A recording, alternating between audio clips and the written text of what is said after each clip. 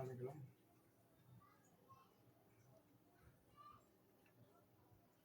नमस्कार, मी doctor acupressure Pradeep Vishnu Parab. माझ्याकडे माझे पेशंट बसलेले आहेत. ते आपल्याकडे ट्रीटमेंट घ्यायला डोंबिवलीवरून येतात.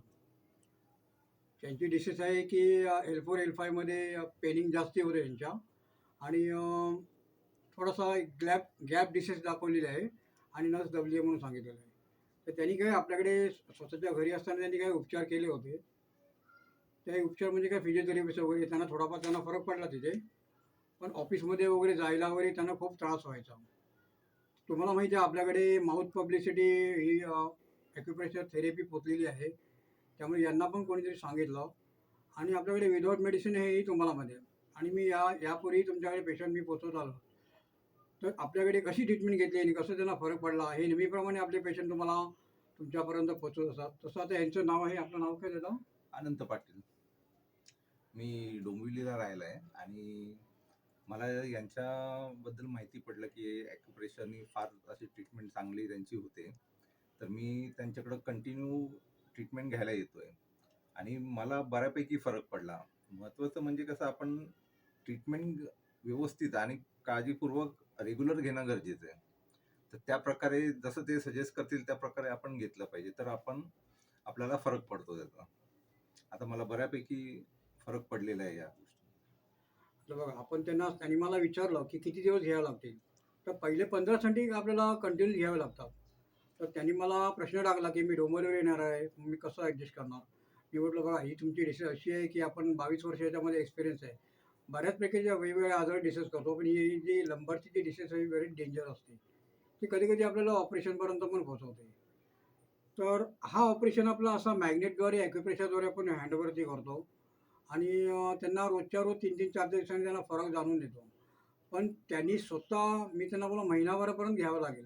20-25 दिवस कंटिन्यूस घेतली, नंतर आपण त्यांना अल्टरनेट टाकला. पण त्यांना स्वतःहून विचारलं आता याच्यापुढे आपण ट्रीटमेंट बंद करू. पण त्यांनी स्वतःहून एक्स्ट्रा आणखी 20-25 दिवस स्वतः घेतली त्यांनी ट्रीटमेंट, आणि स्वतःला त्याचा पकडा त्यांनी स्वतःच्या विश्वासाने त्यांनी बरे करून घेतलं असं आपण म्हणतो. आणि आज त्यांची माझ्या मतेने आजचा लास्ट दिवस आहे, तरीही ते म्हणाले की मी 7 दिवसांनी परत तुमच्याकडे फेरी टाकेन. असे विश्वासू पेशंट असले तर बऱ्यापैकी कोणत्याही आजारापर्यंत बरे होतात. तर तुम्ही माझा नंबर नोट करा, 9833147884. मी राहणार आहे बांडूपेठ गणेश नगर, आणि हे राहणारे आहेत डोंबिवली. डोंबिवलीमध्ये राहणार आहेत.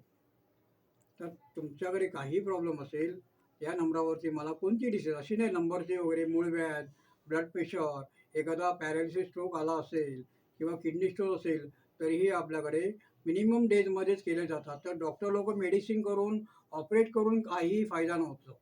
तुम्हाला फिजिओथेरपीच ह्या डिसीजमध्ये तुम्हाला फिजिओथेरपी तुला असिस्टंट त्यांचे पाठवतात.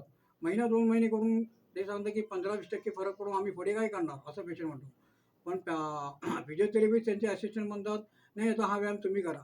पण त्या व्यायामाने हा गॅप परत वाढत जातो. तसं ह्या दादानीही 15 सेटिंगनंतर बऱ्याच जणांचा व्यायाम चालू केला, परत त्यांचा प्रॉब्लेम चालू झाला. मग मी त्यांना सांगितलं की व्यायाम बंद करा, आपली ट्रीटमेंट चालू आहे तोपर्यंत. नंतर तुमचा काही लाईट व्यायाम आहे तो आपण तुम्हाला शिकवू. म्हणून तुम्हाला सांगतो, फिजिओथेरपीच्या याच्यामध्ये लागू नका. पॅरालिसिस झाला तरी फिजिओथेरपी लावतात, पण पेशंट परत 4 महिने जागेवरच असतो. त्या पेशंटला आपण आपल्या ॲक्युप्रेशर ट्रीटमेंटने उभं करतो. तर आपली ॲक्युप्रेशर ट्रीटमेंट ही मॅग्नेटची असते, विदाऊट मेडिसिन असते, नो साईड इफेक्ट. नमस्कार.